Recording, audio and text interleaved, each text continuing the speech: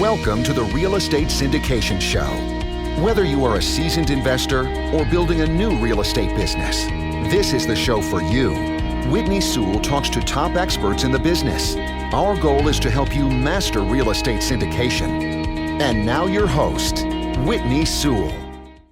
This is your daily real estate syndication show. I'm your host, Whitney Sewell. Today, our guest is DJ McClure. Thanks for being on the show, DJ.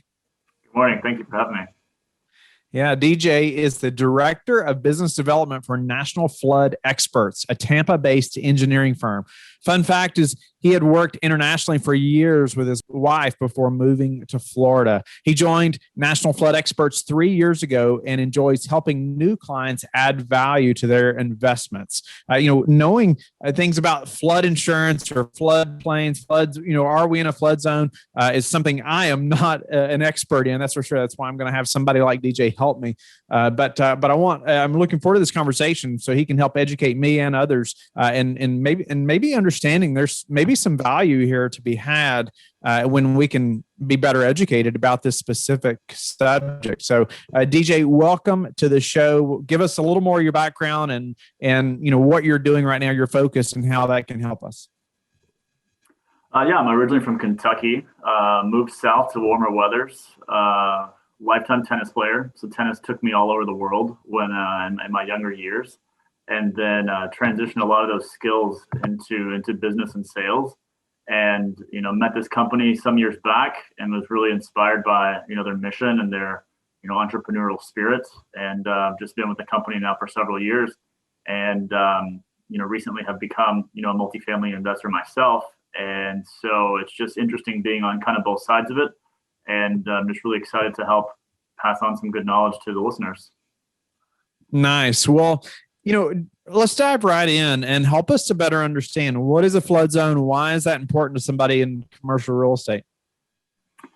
Yeah, so each community around the country, at any given time has a flood study that's being, done underway, and they're trying to determine, which areas from a development standpoint have a higher risk of rising water, in a worst case scenario type storm. And so, at the basis, these maps are being created to help with, permitting requirements, but then they also have a dramatic impact on flood insurance rates. And so, we work as an engineering firm to consult with these property owners to help establish if they can be in better scenarios from a financial perspective. Okay, so what are some examples maybe of how they could be in a better financial situation, as far as the flood zone is concerned? Yeah, so there's a lot of data that goes into flood insurance premiums and the way that they're calculated. And so when we're looking at a situation, the elevations of the building, the elevations of the flood zone, and some historical data based on the area as well can all go into how that end premium is calculated. And so we're working with property owners to look for exceptions to the rules and look for, inconsistencies that could be beneficial to getting their premium costs reduced. In some instances, even get their properties out of the flood zones. Wow. So we could potentially get our property out of the flood zone. How in depth is achieving something like that, or how worthwhile is it for the operator to try to pursue that? Well, the flood maps are only updated about every 10 to 15 years in most areas. And so obviously land is not flat, but as the flood maps are created at a bit more of a macro level, we're going in at a more granular building by building level of detail. And then we can take that information to FEMA directly and say, hey, these particular buildings have the characteristics to be excluded from the flood map. And then FEMA will issue an official letter of map amendment that changes the flood zone for those buildings. And at that point, the lender requirements for the flood insurance are then removed. Wow. So are you someone that we would hire, say, to help, to try to accomplish this and then work with our insurance provider? Absolutely. We work adjacent to, insurance brokers all around the country as an extension to their team. We go in and audit a lot of their clients that have properties in flood zones, looking for situations where we could possibly get the flood zone changed. This has the most dramatic impact to the property, because when you go to sell the property, you're then selling it without an insurance requirement. And so from an underwriting perspective, obviously that can have a dramatic, impact on the cap rate and, the NOI cash flow. When that doesn't qualify, we go into a second part of our process, which is really evaluating all of the data, all of the details of the actual flood premium itself, and then looking for scenarios where we can leverage that premium to a lower number and get refunds for our clients from the actual insurance carrier. Wow, get a refund. That would be incredible. So what about, the operator that's listening right now, how many of them should, say reach out to someone like yourself, to investigate something like this? Or is that, any property that would be in a flood zone? Or are there some specific things that they should say, okay, this property isn't a flood zone, but there's this criteria that's met that could tell me that, I need to reach out to somebody like DJ? Really, any property that's in a flood zone is worth our team taking a look, because basically every lender in the country is going to require flood insurance. And depending on if it's agency debt or what type of loan that you're going after, that will determine the levels of flood insurance that they require. And so in some instances, it can be a dramatic, impact to, the especially first couple of years of cash flow, when, the properties are the most, maybe brittle as they're working their CapEx budgets. But what happens is that some investors don't find out about this requirement until much later in the buying process. And so your loan values have already been established, and then all of a sudden you get this requirement out of nowhere saying you've got to have $30,000, $50,000 in flood insurance. And that can be just a dramatic blow to the finances. So the earlier in the process that we can talk to someone, in many cases, we can actually solve this problem before the closing. That's incredible. We can solve that before closing, right? So that was going to be one of my next questions, is just the timeline for doing something like this. We found a property in flood zone. Maybe we are, we've submitted a LOI on that property. When in that process should we reach out to someone like yourself? How quickly can something like this be done? Well, there's varying stages. Even before the LOI has been put in place, I'll have investors send me just an address, because that's all the information they have at that time, and say, hey, what do you know about the area? It's not uncommon, especially in areas where we've done a lot of projects, where I have quite a bit of background knowledge on the area, and it can give at least some high level information. And then once the LOI is in place and you get into due diligence, at this point, we're gathering, information from the seller. That's when I can give a more definitive answer as to what the solution could be, and then a timeline. And depending on the solution, we can sometimes get these things handled with FEMA in a matter of weeks, which can be obviously very beneficial if the timing works out. No doubt. What about I would imagine most, are not aware of just the value that can be created, by doing something like this. What are, some of the just hidden values or things that we should know about when we're looking at, property in a flood zone? Well, the most common stigma is that the bank is never going to release the flood insurance requirement. And so for that reason, a lot of investors avoid flood zones. And then also have the belief that once they have that flood insurance mandate, that's just going to be the, kind of the way it is for the life of the loan. And so educating a lot of investors that once we do have an official correction from FEMA, all the lenders follow the same process. And at that point, once they remove the flood insurance requirement, not only can you choose to cancel it, but you also are then eligible for more preferred pricing. It's not to say you can't still have flood insurance. In fact, most of our clients still do, just at a lesser price point. And you don't have the lender dictating, what you have to carry. Wow. What about anything that would hinder us from I mean, that are just like an obvious red flag that would say, okay, there's no way we're changing this flood insurance before we go down that path? Yeah, I mean, there's obviously areas that have had more severe historic flooding. And, so that's not always information that's easily available during the buying process. So that's where sending us an address, we can tell you if there's anything knowledge-wise that we do have.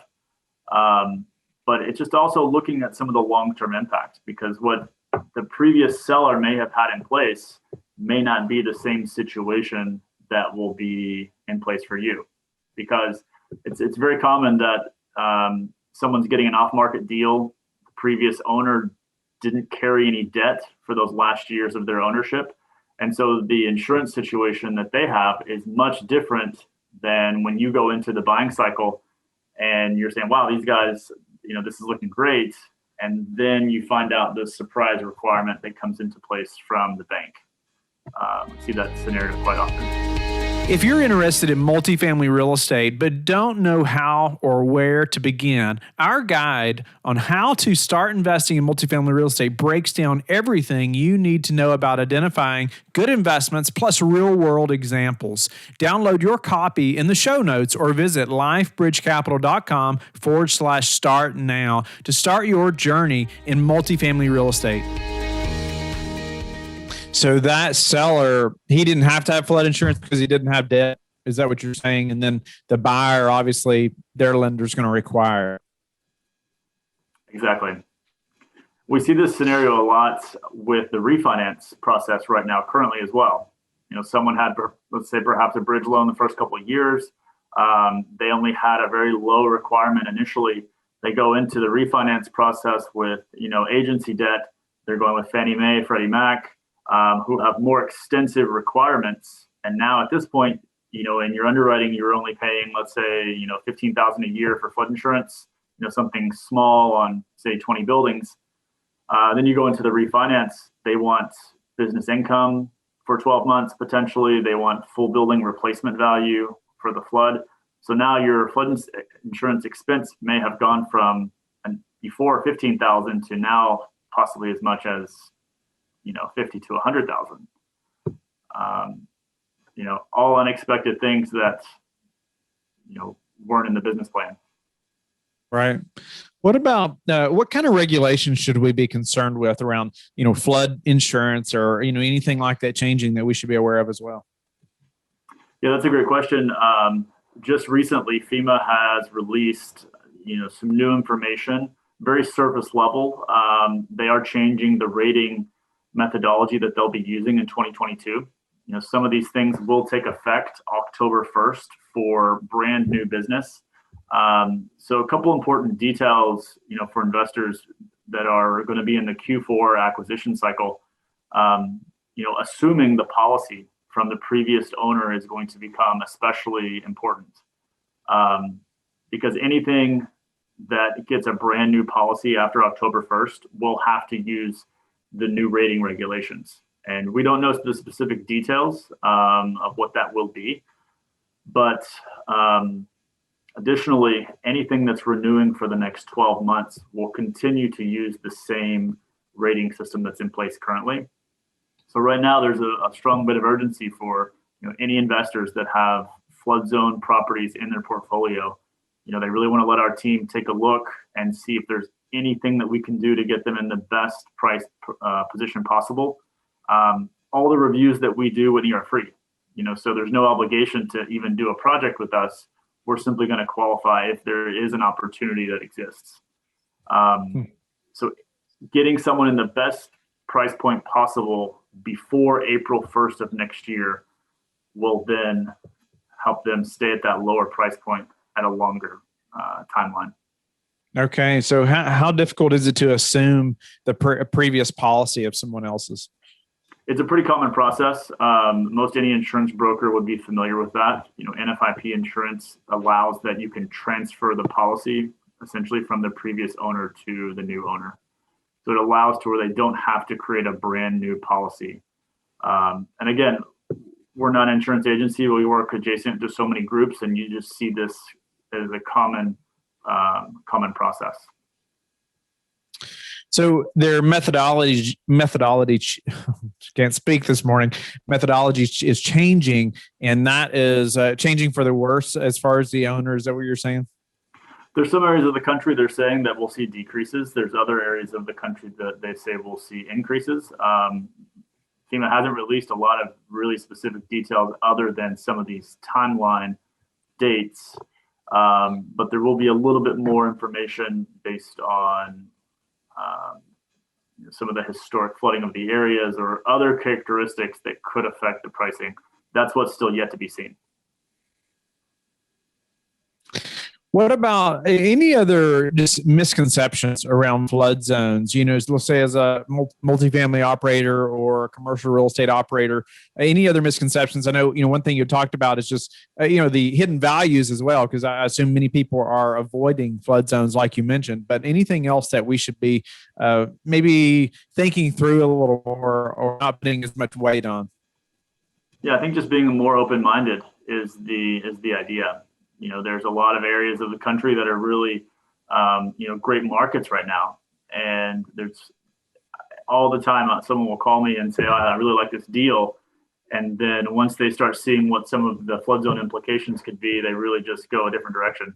And so we have also another, I would say, community of investors that take the opposite approach. They're looking for properties in flood zones and then calling us and saying, hey, can we have, some secret value day one as a bit of a new strategy.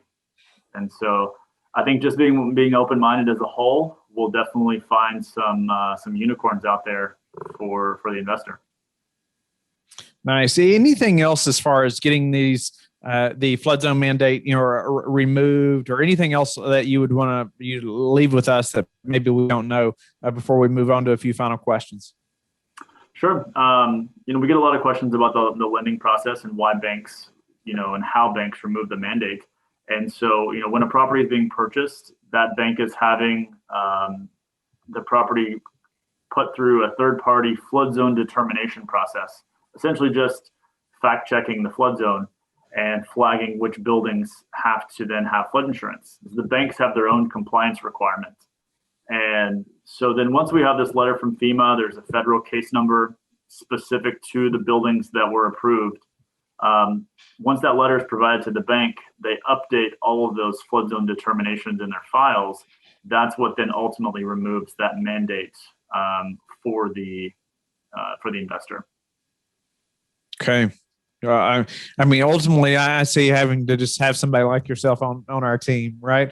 That can help us, walk through that process. But I do see, like we've talked about, how there could be some value here. Most people do avoid any kind of properties that are in a flood zone, or maybe when you're looking at a new deal as an operator or buyer, you see that and you think, oh, moving on to the next project, right, or next deal because that one's in a flood zone.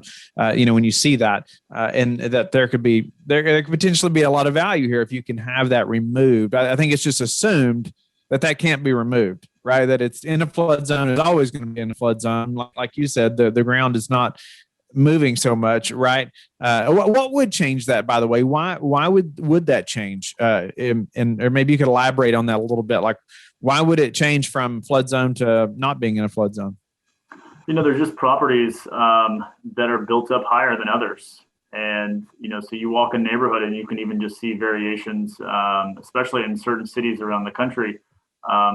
Houston, that has a tremendous amount of flood zones, they have also a great deal of elevation change. So you may be just from one side of the street to the other, one could be dramatically higher than the rest. And then also development just moves faster than the flood zones. And so someone may have come in and elevated a site during the construction, but yet that doesn't make an automatic change on which flood zone they're in. And so there's just an extra step that's required in some instances to go in and give an extra layer of detail to FEMA. And that's kind of where they're depending on someone like us to be helpful there. Now, DJ, do you have any predictions for the real estate market over the next 6 to 12 months? That's a really good question. I predict that there will be more investors buying properties in flood zones. There you go. After listening to this show. Good answer. It's going to be very interesting to see what happens with interest rates over the next 12 months. It seems like there's a very aggressive buying cycle right now, a lot of competition for deals. And a lot of investors are looking for, some type of angle over the next guy on how to win the deal. Obviously, we'd love to try to be an angle when we can, but that's about the extent of my prediction at this time. Hopefully our eyes are, or our minds are more open to properties that are potentially in flood zones and noticing some potential value there. DJ, do you have any daily habits that you are disciplined about that have helped you achieve success? Yeah, I try to start off every day with something motivational. And so our team listens to a lot of different material from Grant Cardone, and, starting each day with something positive, getting motivated from the first hour. That's really what kind of gets our team going every day. What's the number one thing that's contributed to your success? Consistency. Never lowering the goal, and, never thinking that a goal is not reachable. I'm a very competitive person overall. And so just continuing to kind of push the finish line out. So it's something that I'm always reaching for. How do you like to give back? Well, for me, tennis has been, a life-changing skill that I was, exposed to at a young age. And so, I often just find myself, hopping on a court with some kids or helping some neighbors with their kids. And so I'm always trying to promote life skills that, could be life-changing for the next person. Nice. DJ, grateful to have met you and to have you on the show and talk about flood zones. It's something that, any kind of real estate investor needs to be aware of, or at least have some education about, and really thinking through having someone like yourself on our team. And potentially there could be a lot of value there now that we know that, hey, that could be removed, or maybe we have somebody like you do a little research for us and figure that out. DJ, how can the listener get in touch with you and learn more about you? They're welcome to send an email to info@nationalfloodexperts.com. And myself or one of my team will follow up and be glad to take a look at their property. Like I said, the review process is no cost and no obligation. We'll give you a transparent view of what's possible. Some cases, the flood zone can be changed. In other cases, we're looking at it from more of a consulting perspective. But obviously, if there's no cost savings, then there's nothing for us to do. Thank you for listening to the Real Estate Syndication Show, brought to you by LifeBridge Capital. LifeBridge Capital works with investors nationwide to invest in real estate, while also donating 50% of its profits to assist parents who are committing to adoption. LifeBridge Capital, making a difference, one investor and one child at a time. Connect online at www.lifebridgecapital.com for free material and videos to further your success.